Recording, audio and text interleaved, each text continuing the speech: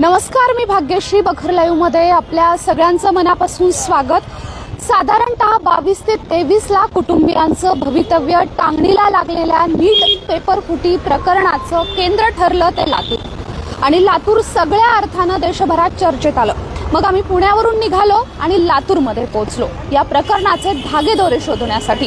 गेली 2 दिवस बखर लाईव्हची संपूर्ण टीम, मी, माझा सहकारी, कॅमेरामन, आम्ही सगळेजण लातूरमध्ये फिरतोय. लातूरमध्ये आल्यानंतर सगळ्यात आधी आम्ही जो महाराष्ट्रभर गाजला तो लातूर पॅटर्न काय आहे तो समजून घेतला.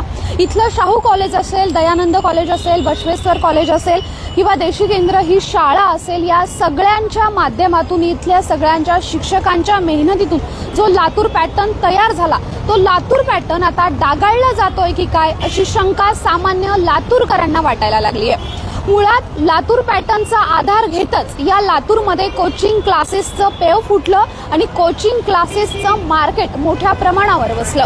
आज आम्ही इथे फिरतोय. लातूर हे खऱ्या अर्थानं शैक्षणिक हब झालंय.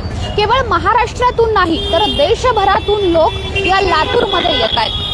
नीट करण्यासाठी येणारे जे विद्यार्थी आहेत त्यांची संख्या मोठ्या प्रमाणावर आहे. एवढी मोठ्या प्रमाणावर विद्यार्थी संख्या लातूरमध्ये आलेली असताना अर्थातच इथली जी अर्थव्यवस्था आहे ती अर्थव्यवस्था ही मोठ्या प्रमाणावर, या अर्थव्यवस्थेमध्ये ही उलाढाल होताना आपल्याला बघायला मिळते.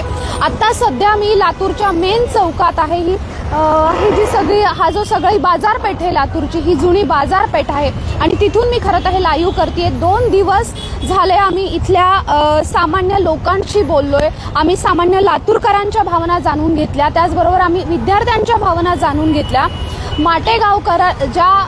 मोटेगावकरला अटक करण्यात आली या सगळ्या प्रकरणामध्ये तिथल्या विद्यार्थ्यांच्या नेमक्या काय प्रतिक्रिया आहेत त्या पण आम्ही समजून घेतल्या.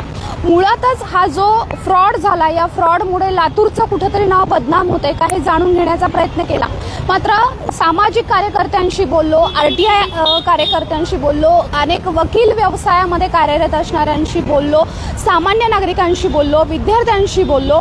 मात्र या सगळ्या प्रकरणाबाबत, मोटेगावकर प्रकरणाबाबत, अमित देशमुखांबाबत अनेक आरोप प्रत्यारोप होताना दिसले. अनेक समाज माध्यमांमध्ये मोटेगावकरांचे व्हिडिओ हे मोठ्या प्रमाणावर व्हायरल झाले. मी देशमुखांचं कुंकू लावतो, त्यांचा प्रचार त्यांनी या निवडणुकीमध्ये केला. त्यामुळे मुळातच आम्ही अमित देशमुखांशी पण बोलण्याचा प्रयत्न केला, त्यांच्यापर्यंत पोहोचण्याचा प्रयत्न केला. एकूणच या सगळ्या प्रकरणाबद्दल, आणि इथले विद्यमान ते आमदार आहेत त्यामुळे त्यांचीही जबाबदारी तितकीच. एक लोकप्रतिनिधी म्हणून त्यांना काय वाटतं त्यांनी बोलावं, माध्यमांना म्हणजे आम्हालाही त्यांची भूमिका जाणून घ्यायची होती.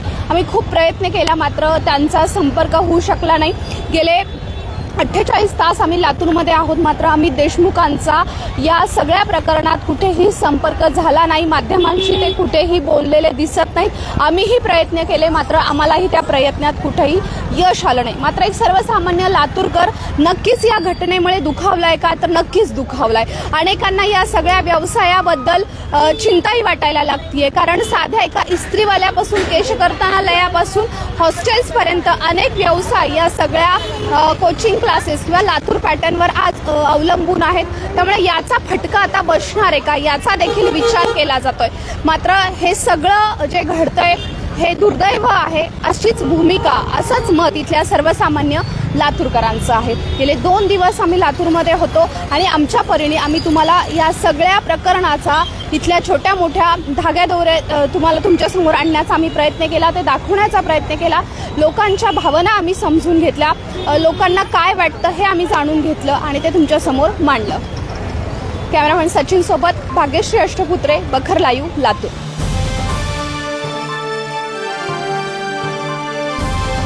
समाजकारण, प्रशासन आणि राजकारणातल्या अचूक विश्लेषणासाठी बखर लाईव्हच्या सोशल मीडिया प्लॅटफॉर्म्सना लाईक, फॉलो आणि सबस्क्राईब करा.